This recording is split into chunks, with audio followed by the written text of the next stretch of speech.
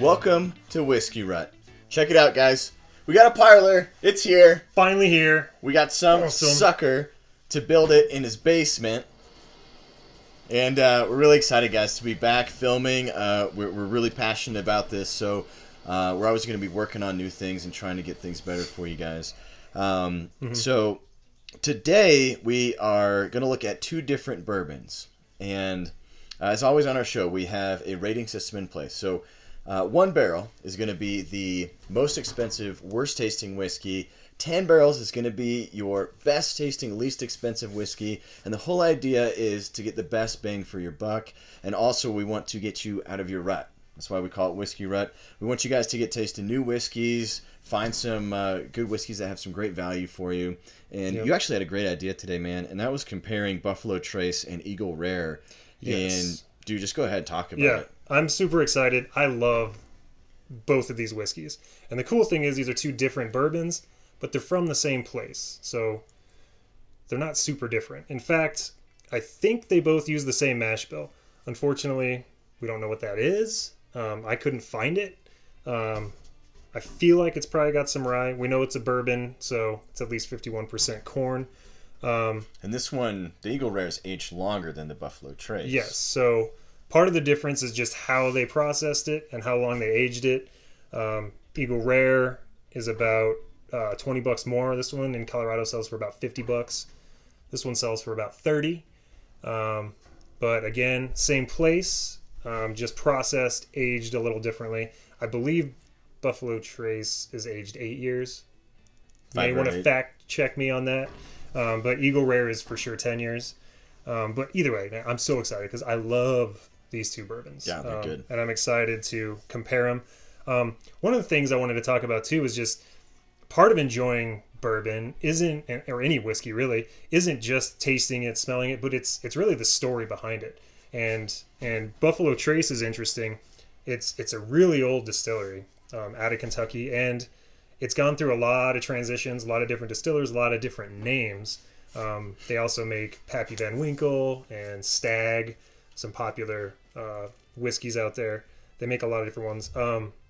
Interestingly enough, these two were the distillery, Buffalo Trace, that makes these, is one of the few that didn't only survive, what's it called? Prohibition. Yeah. But actually thrived in it. They actually had a license to sell whiskey as medicinal. And so they were pumping out. Yeah, they are geniuses. And, I bet there were a lot of sick people during Prohibition. I would have been sick. All the time. And I would have been bringing my prescription to here. So, but they were actually selling, I think they said it was like 10,000 pints a month. It was some ridiculous amount. That's crazy. But, they survived that. They thrived. And it wasn't actually called Buffalo Trace until about 1992 when Sazerac bought it.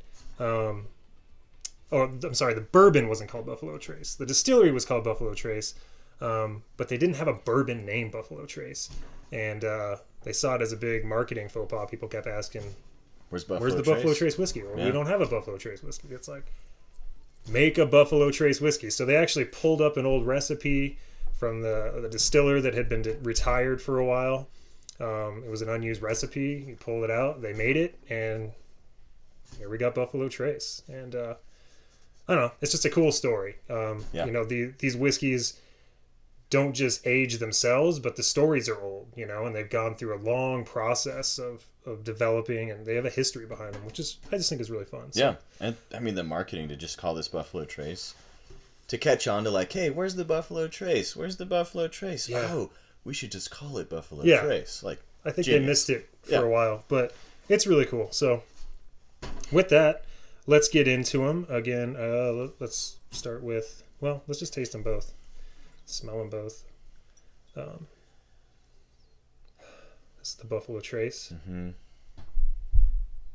Man, it's really fresh. It's very fresh. Yeah. It's very light, which is interesting for a bourbon. It's got, to me, like light fruit notes. Mm-hmm. Some floral notes. It's sweet, but it's like a light fruit, maybe honey.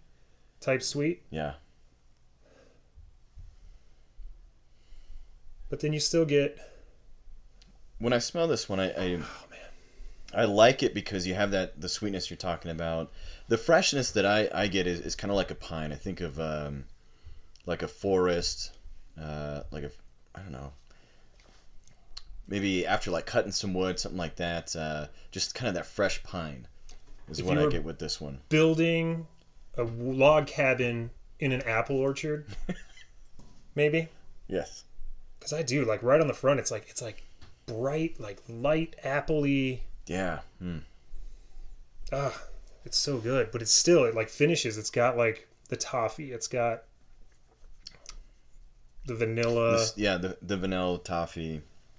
But man, it's smooth. That's really good, man. I just feel like this is one of those bourbons. It kind of has the whole palette. I mean, it starts light, but it has like the deep, rich tones, flavors. Yeah. I get the toffee when I taste it. Mm-hmm. That's really what I get. Yeah. More of the vanilla when I taste it. Yeah. It's really good. Yeah, I like that one, man. And then we got the Eagle Rare. Again, same thing. I believe same mash. Just aged longer, processed maybe a little differently. This one, to me, off the bat, I get vanilla right away. Some honey right away. Nice. Yeah. And I think you were talking about this one with like those dark fruity kind of smells to it. Yeah. Brown sugar. This one doesn't have the... it's sweet, like the Buffalo Trace, but it's not the same kind of sweet. It's more of like a caramel. Yeah. Like dark, sweet. But it's got like a... almost like an oily, rich...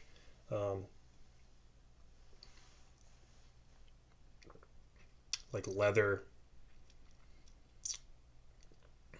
Yeah, it's like a rich leather, dark caramel, maybe molasses is what it's like a sweet molasses. Yeah. That's what it is. Just let it roll off your tongue like molasses. Yeah, if you smell them together, like you can see, like it's like, ooh, light, light and dark. Yeah, man, that is. Yeah. It's just like two sides of the same coin, you know. They're like similar, but they're different. They're both amazing. One other interesting fact: the reason the distillery was even called Buffalo Trace is that it was actually sitting on a buffalo trail. So like when the sort of like the frontier, the first colonists came here, and they were sort of going over the Blue Ridge Mountains and tracing their way across the territory. You know, they followed the buffalo trails. They followed the herds. One for food, well, mostly for food. But, you know, they built it right on top of that, like right in one of those paths. So that's kind of why it's Buffalo Trace. And, you know, I think buffalo's not actually the right term for the animal. I think it's actually bison. Bison. I think bison is the actual... we've been calling this wrong. Buffalo. We've been calling buffalo the wrong thing the whole time. I think it's a wrong name. I think they mistook it for like the African like water buffalo. Oh, okay. Okay. I could be wrong, but I think they thought it was a buffalo, but it's actually different, and maybe it's just been around long enough that we just adopted it. Part of the lingo. Just like language, Yeah. You know. The wrong thing is there long enough that it becomes right. Right. Yeah. Yeah. But nice. You know. These are good, man. Whenever I hear bison, I think of Bison from Street Fighter. That's always what comes to my mind. Yeah, he's like the main bad guy. He's like the villain, yeah. Yeah. Who's your favorite Street Fighter? To play with? Street Fighter character. Blanca. Because I like the electricity. That move is always yes, so cool. And the spinning ball move. And the spinning ball move. And then the samurai guy. It's hard to defend against. He was always in... The sumo guy. Not samurai. Sumo guy, yeah. Yes. He was always in the bathhouse. Like, that was his stage. And I was just like... It's a Man, weird this place guy's to just fight. taking a bath, and then he's just gonna come out In his and towel. just Ugh! sumo Yeah. you. Yeah. And who's gonna fight a dude in a towel? I would. I You would win. not fight a guy in a You thong. come at I me would in not do that. a towel, you win. Yeah. I give up. Exactly. Not going there. Yes. What about you? I like Blanca. I think his moves were hard to defend against. I liked Ken and Ryu though, as well. It's really a classic Street Fighter. Chun-Li. She was actually really good. She had that toe. We called it the toe tap, where you jumped and then you like just like toe tapped. But you could hit people like if you hit someone on the side, you could do like 3. You just keep doing it. Yes, Yeah. It was like a glitch in the system, but it worked. Street Fighter. Street Fighter. Either way, so rating these. I love these both so much. And I think subjectively, these both taste like a 10 to me. But I do like this better. I like the taste of Eagle Rare better. However, this is $20 more than that one. Right. 30, 50. Yes. And so if I was to rate them, while subjectively I like this better, I don't think objectively you get better value. I think the roundness, the smoothness is both there. They both have different palettes, but Buffalo Trace honestly has a wider palette, a wider array of flavors, of complexity. So I don't think it's worth it. Objectively. So rating wise, even though I like the taste of this better, I think Buffalo Trace is a 10. It's got that round, smooth complexity. It goes from light to dark. This, I do like it better. It has the flavor profile I prefer, but it's not intensely smoother. It's not intensely more complex. It's not, I don't think you get $20 worth of value out of it. I give Eagle Rare a 9. Okay. Oh man. I can't argue with what you said. I think you just said it so perfectly. I'm gonna give 10 and a 9. Same ones as you. You do get that more molasses, sweeter taste with the Eagle Rare, the darker flavors, and to be honest, like one's not better than the other. I think it's like a Buffalo Trace. I think of more just that freshness, summertime, springtime. Yes. That's kind of what I get with this one.